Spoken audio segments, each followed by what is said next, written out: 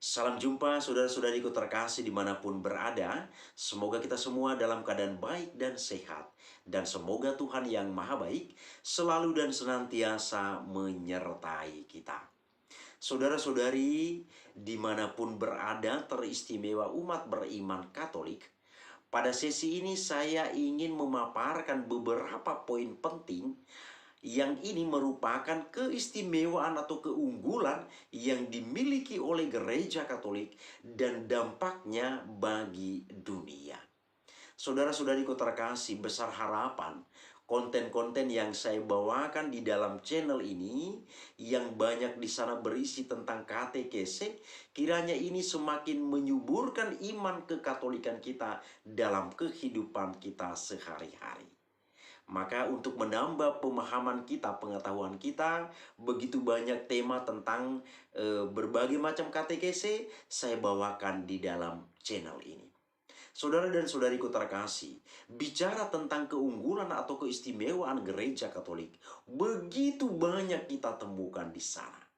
Pada sesi ini saya hanya bicara beberapa hal yang dianggap penting dan pokok, dan ini punya pengaruh bagi dunia. Kalau kita angkat semua pada sesi ini, maka pembicaraan ini tidak akan tuntas. Tetapi besar harapan saya, saudara-saudariku terkasih umat beriman Katolik, dimanapun berada, kiranya ini menjadi informasi yang baik untuk semakin meneguhkan kita semakin bangga menjalani kehidupan beriman kita sebagai seorang beriman Katolik. Saudara dan saudariku terkasih, ada beberapa poin penting yang saya angkat di sini. Kiranya ini menjadi masukan yang baik bagi kita untuk kehidupan beriman kita. Pertama, gereja Katolik hanya punya satu orang pemimpin untuk seluruh dunia. Saudara dan saudariku terkasih, di beberapa konten sudah saya sebutkan tentang poin penting ini, bahwa umat beriman Katolik yang begitu besar jumlahnya dan tersebar di berbagai penjuru dunia itu memiliki satu orang pemimpin untuk seluruh dunia. Ini menjadi sesuatu yang luar biasa, saudara-saudari. Dapat dibayangkan umat beriman Katolik yang begitu besar jumlahnya itu hanya digembalakan oleh satu orang pemimpin. Inilah sebuah keistimewaan, sebuah keunggulan yang dimiliki oleh gereja Katolik dan tidak kita temukan dimanapun itu. Dan kita lihat di sana, saudara-saudari, sebagai konsekuensinya adalah bahwa segala sesuatu yang datang dari Vatikan, dalam hal ini Bapak Suci sendiri atau Bapak Paus, informasi, pesan, himbauan, ajaran, dan lain-lainnya itu yang datang dari Vatikan ini akan sampai ke berbagai penjuru dunia. Dan seluruh umat beriman Katolik berkat ketaatan itu semua dapat melakukan hal yang diminta atau diharapkan oleh Bapa Suci sendiri.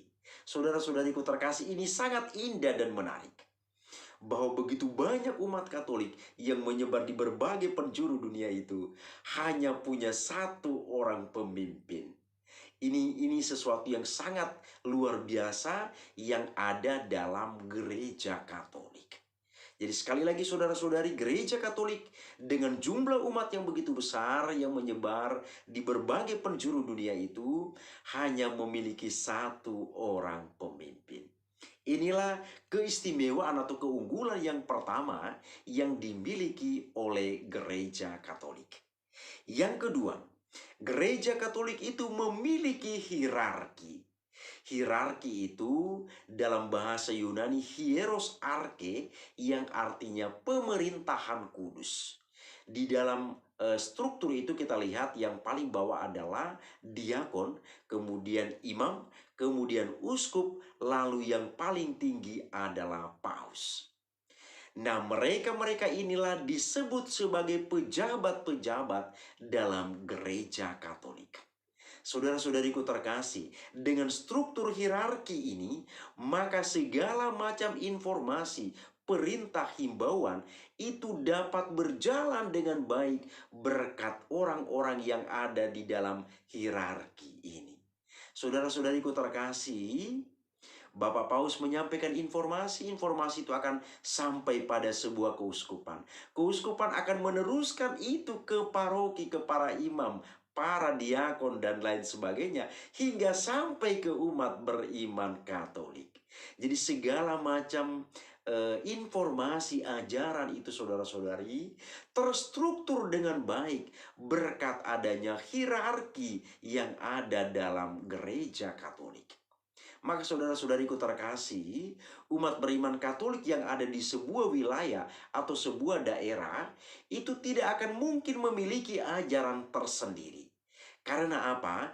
Ajarannya sudah terstruktur dengan baik melalui kepemimpinan yang ada di dalam gereja Katolik, teristimewa melalui kaum hierarki dalam gereja Katolik. Ini yang kedua, saudara-saudariku terkasih. Kemudian poin penting yang ketiga adalah gereja Katolik memiliki kalender yang dipakai oleh seluruh dunia. Saudara-saudari, ini menjadi sebuah keunggulan dan keunikan yang kita temukan dalam gereja Katolik, bahwa kalender yang dipakai oleh dunia pada zaman ini adalah kalender milik gereja Katolik. Kita lihat ini berawal dari Paus Gregorius, maka kalender ini disebut dengan kalender Gregorian. Nah, bagaimana sejarah awal sampai akhirnya kalender ini dipakai oleh seluruh dunia? Yaitu kita ketahui bahwa pada masa itu Kaisar Konstantinus Agung mendapat kesempatan untuk menjabat sebagai kaisar di Kekaisaran Romawi. Nah, saudara-saudari, pada waktu itu seorang kaisar, teristimewa Kekaisaran Romawi ini, siapapun kaisar itu, agama apa yang dia anuti, maka dia berhak membawa agama yang dia anuti masuk dalam kekaisarannya. Nah, kebetulan pada waktu itu kaisar yang menduduki posisi ini adalah Kaisar Konstantinus Agung, seorang beriman Katolik. Maka Kaisar Konstantinus memberlakukan di dalam kekaisaran itu apa-apa saja yang ada di dalam gereja Katolik. Dan di sana salah satunya adalah kalender Gregorian. Maka saudara-saudariku terkasih, kalender yang dipakai oleh gereja Katolik ini akhirnya masuk dalam Kekaisaran Romawi. Kita ketahui bahwa pada masa itu segala sesuatu yang tren dalam kekaisaran atau kerajaan, maka orang-orang yang ada di sekitarnya itu pasti akan perlahan-lahan mengikutinya. Nah, apa yang terjadi selanjutnya? Setelah tren di dalam kekaisaran ini, kemudian kalender ini mulai menyebar ke berbagai penjuru dunia, hingga akhirnya seluruh dunia menggunakan kalender Gregorian. Maka saudara-saudariku terkasih, mulai dari Januari sampai dengan Desember, ini adalah perhitungan waktu yang ada dalam gereja Katolik. Dan tanggal 1 Januari itu adalah tahun baru dalam gereja Katolik. Dan ini akhirnya diikuti dan dirayakan oleh seluruh dunia. Ini sebuah kebanggaan, sebuah hal yang luar biasa yang ada di dalam gereja Katolik. Dan kiranya umat beriman Katolik bisa melihat ini dan mengambil ini sebagai sebuah hal yang istimewa dalam gereja Katolik. Dan kita semakin bersyukur bahwa gereja Katolik itu luar biasa, punya pengaruh yang begitu besar dalam kehidupan sehari-hari. Maka saudara-saudariku terkasih, dari kalender ini akhirnya seluruh dunia dapat menggunakannya. Kemudian saudara-saudariku terkasih, hal unik berikutnya yang kita lihat di sini adalah bahwa gereja Katolik memiliki negara sendiri. Kita lihat saudara-saudari, satu-satunya agama di dunia yang memiliki negara sendiri adalah gereja atau agama Katolik.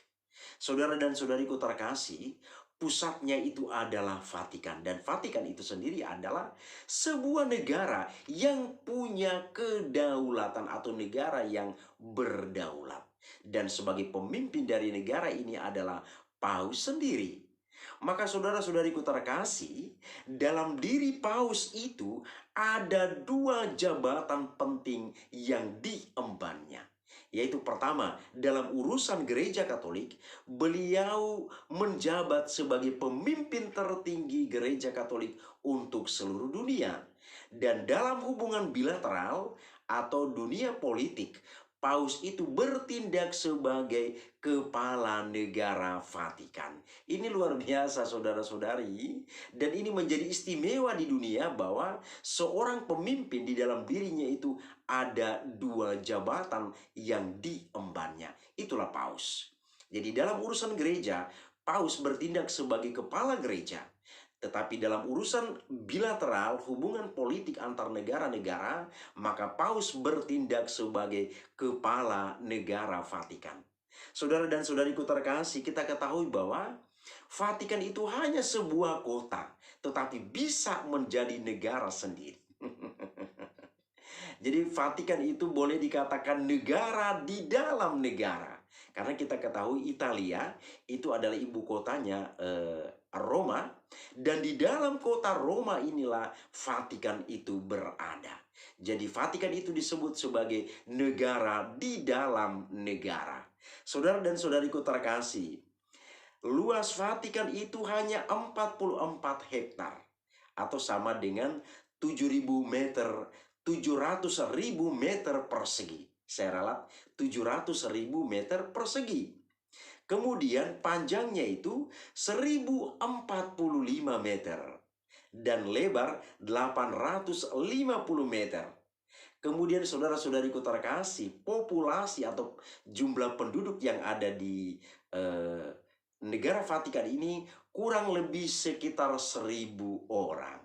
Sekitar 1.000 orang itulah penduduk yang ada di Vatikan. Nah, mereka menetap di Vatikan karena pekerjaan dan jabatan yang ada di sana atau yang mereka emban dalam perjalanan hidup setiap harinya. Saudara-saudariku terkasih, sekali lagi Vatikan yang hanya satu kota kecil ini akhirnya menjadi sebuah negara dan diakui oleh seluruh dunia. Dengan pemimpinnya adalah Paus sebagai kepala negara. Saudara-saudariku terkasih, inilah kira-kira beberapa informasi penting dan menarik dalam gereja Katolik. Kiranya ini semakin mendukung iman kekatolikan kita dan kita semakin mencintai iman kita dalam kehidupan sehari-hari. Semoga bermanfaat bagi kita. Terima kasih, Tuhan memberkati.